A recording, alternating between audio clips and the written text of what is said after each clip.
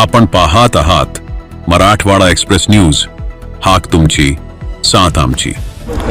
नमस्कार. आज या ठिकाणी उदगीर शहरातील उदागीर बाबा यांच्या समाधीचं दर्शन घेऊन स्वाभिमान संवाद यात्रेस सुरुवात झालेली आहे आणि ही स्वाभिमान संवाद यात्रा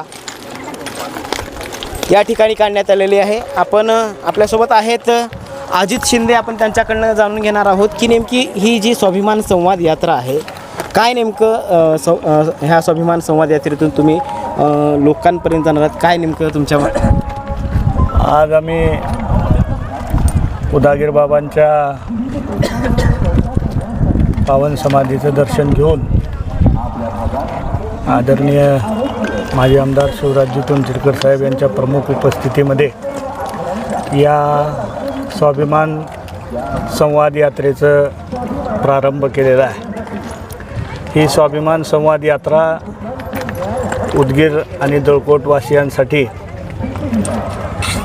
आम्ही सर्वजण सहकारी मित्रांनी मिळून आयोजित केली आहे. या यात्रेचं उद्दिष्ट जर सांगायचं झालं तर या मतदारसंघामध्ये ज्या पद्धतीनं मागच्या 2-3 महिन्यापासून वातावरण दूषित करण्यात आलेलं आहे, अत्यंत वाईट पद्धतीनं या मतदारसंघाच्या एकूण परंपरेला मोडीत काढण्याचं जे षडयंत्र मागच्या 10 वर्षापासून चालू आहे, त्याच्या विरोधामध्ये ही स्वाभिमान संवाद यात्रा या भागातील नागरिकांच्या मूलभूत प्रश्नांची चर्चा करत, या भागाच्या सर्वांगीण विकासाचा आग्रह धरत, या भागातील राजकीय संस्कृतीचं पुनरुत्थान करण्याची भूमिका घेऊन सामोरं जात आहे. किती दिवसाची ही स्वाभिमान यात्रा असणार आहे आणि कुठल्या गावामध्ये? येणाऱ्या 10 दिवसामध्ये आम्ही उदगीर आणि जळकोट भागातील 10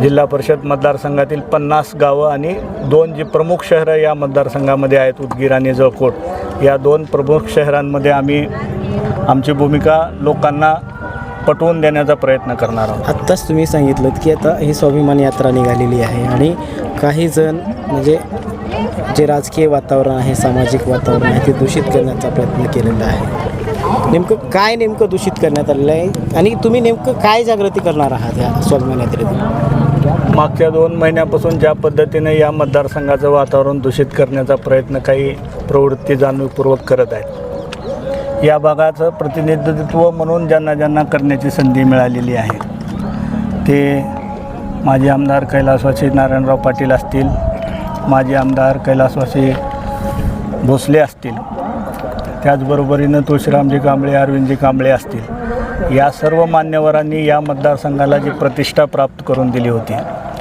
त्या परंपरेला मोडीत काढण्याचा चंग बांधून काही गारद्यांच्या फौजा या मतदारसंघाच्या दिशेनं कूच करून येताना आपल्याला सगळ्यांना दिसत आहेत.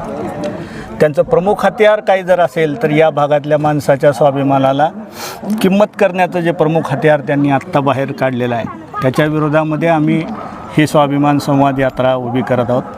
मागच्या 10 वर्षामध्ये या भागातल्या सिंचनाला अनुसरून कसल्याही प्रकारचं काम झालेलं नाही. या भागातल्या औद्योगिक विकासाच्या दृष्टीनं कसल्याही पद्धतीचं काम झालेलं नाही. याची जी सारासार व्हाईट पेपर निघाला पाहिजे, त्या व्हाईट पेपर काढण्याच्या दृष्टीनं ही स्वाभिमान संवाद यात्रा प्रयत्न करणार आहे. आता ही जी स्वाभिमान यात्रा निघालेली आहे, यामध्ये पक्ष, सामाजिक संघटना, असं नेमकं कोण यामध्ये आहे? या स्वाभिमान संवाद यात्रेमध्ये पक्षाचं बंधन नाही. ज्या म्हणून माणसाला या भागातल्या संतांच्या शिकवणीवर विश्वास आहे, मग ते उदागीर बाबा असतील, हावगे स्वामी महाराज असतील, समर्थ धोंडोतात्या महाराज असतील, त्याचबरोबरीने या भागामध्ये सुफी संतांचं जे एक मोठं जाळं आहे, असे शामशाह खादरीपासून शादुल बाशापर्यंत ज्या